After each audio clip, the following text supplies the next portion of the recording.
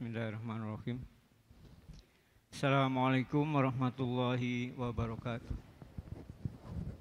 Alhamdulillahirabbil alamin wassalatu wassalamu ala asyrafil anbiya wal mursalin. Sayyidina wa maulana Muhammad wa ala alihi wa sahbihi ajmain, amma ba'du. Para jamaah zuhur yang dimuliakan Allah. Hari ini Pak Kodim yang biasa ngisi hari Selasa ini masih sakit, maka saya diminta untuk mengisi.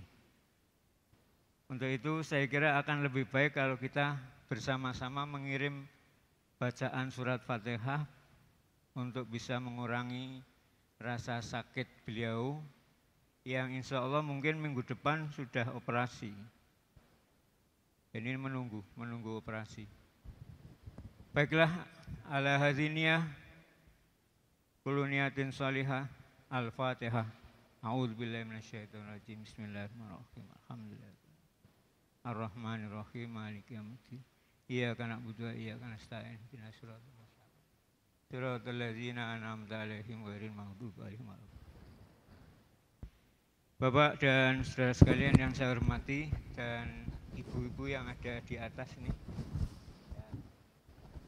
insya Allah saya akan mengisi kultum yang dulu hampir tiap hari saya mengisi sampai 11 tahun. Beneran saya diserai menjadi takmir dan sekarang sudah diganti yang muda-muda, yang masih remaja-remaja. Saya ingin menyampaikan bahwa kita hari ini sudah memasuki tahun baru Hijriah, mulai dari hari Jumat kemarin, kita sudah mulai tanggal 1, 2, 3, dan 4, sekarang tanggal 5.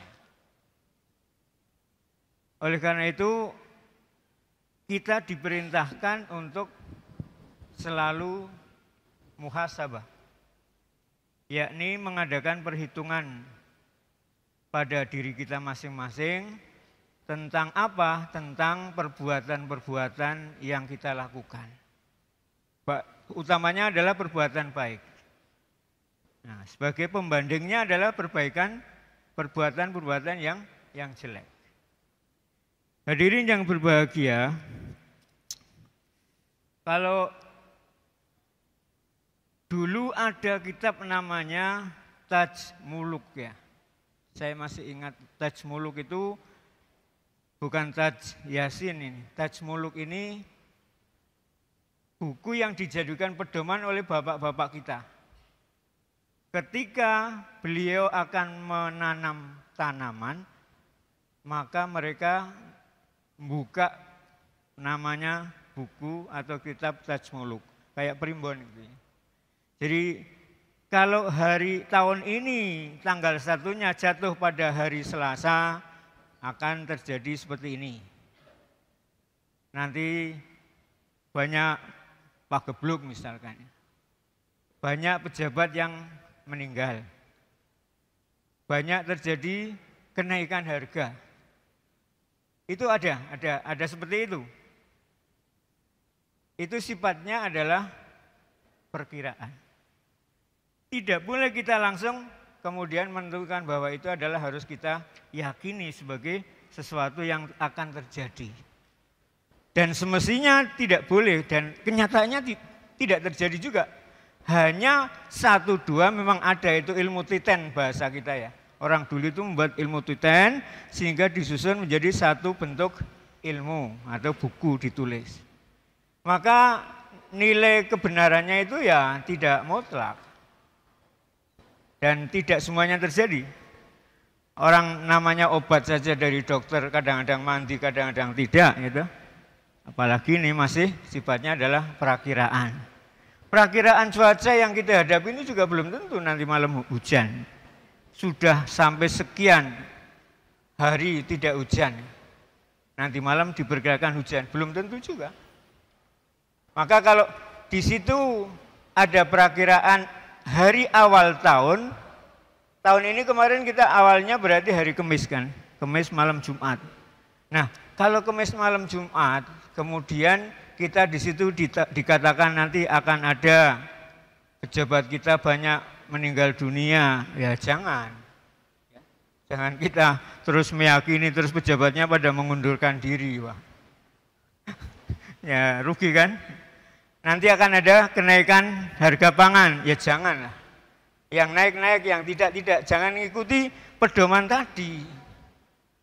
Pedoman itu kan sebagai apa ya, gambaran secara kasar yang kita ikuti, tetapi mutlak dan terjadinya itu adalah tetap ada di tangan Allah Subhanahu wa Ta'ala.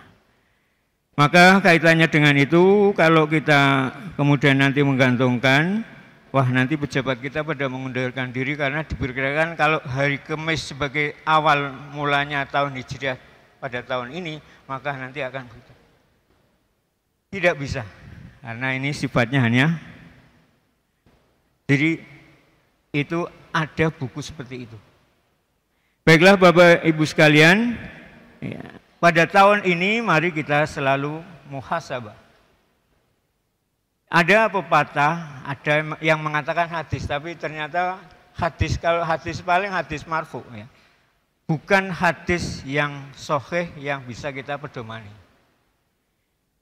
Di sana dikatakan mangkana yaumuhu khairon min amsihi fahuwa robih. Barang siapa yang hari ini lebih baik daripada kemarin, maka itu untung atau dia beruntung. Wa mangkana yaumuhu mislu amsihi fahuwa maghbun. Barang siapa hari ini sama dengan hari kemarin, maka itu baru kita itu balance atau baru, tapi dikatakan di dalam peribahasa ini rugi, tetap rugi. Kalau sama rugi.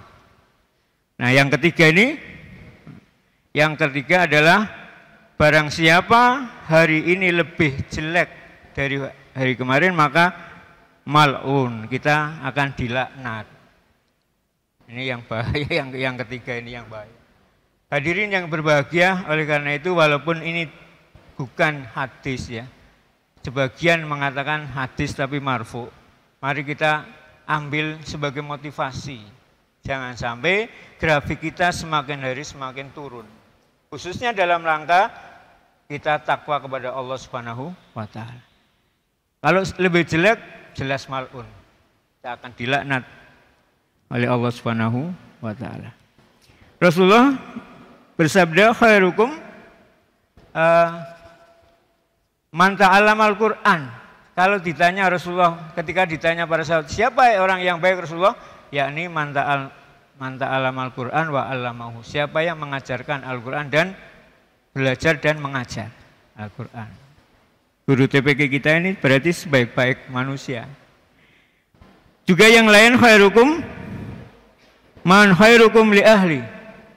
Sebaik-baik kalian adalah di antara kalian yang paling baik dengan keluarga, dengan istri, dengan anak-anak. Kata Rasulullah, itulah orang yang paling baik. Ada lagi, khairukum man yurja khairahu wa yu'minu syarruhu. Jadi orang yang baik di antara kalian adalah orang yang diharapkan kebaikannya oleh orang lain, tetapi yang paling jelek adalah orang yang tidak pernah diharapkan karena dia suka menimbulkan kejelekan pada orang lain atau merugikan orang lain. Hadirin, maka kemudian beliau juga bersabda, khairun nas man anfa'uhum linnas, yang sering kita pakai ini yang terakhir ini. Karena ini termasuk tenar ya. Sebaik-baik manusia adalah orang yang paling baik dan bermanfaat bagi orang lain.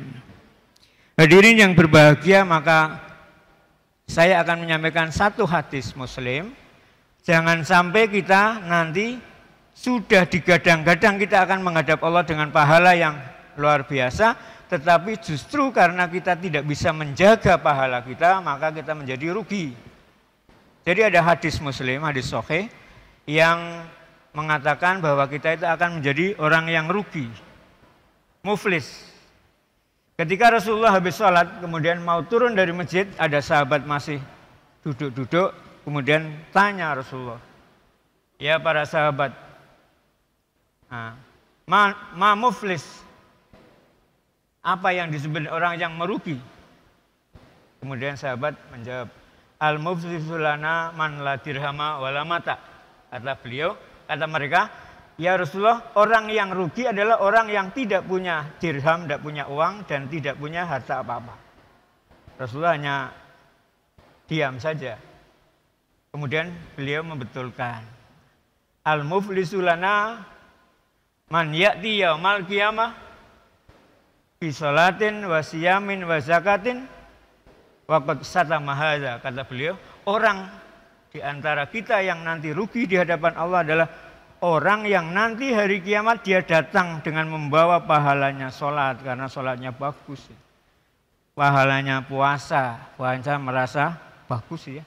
Dan juga puasa, di samping itu juga zakat. Dia sudah yakin, pede bahwa pahalanya full. Ya. Tetapi kata Rasulullah, waqad satama hadza. Di luar itu dia suka, satama itu mencaci maki orang, apalagi di depan orang lain. Ini lebih-lebih. Man satama hadza, dia suka mencaci orang lain. Wa qadzaba hadza, dan dia suka menuduh jahat orang lain, mengfitnah termasuk ya. Kemudian wa akala mala hadza, dan dia suka memakan harta orang lain tanpa sah, dengan cara merebut, mencuri dan sebagainya.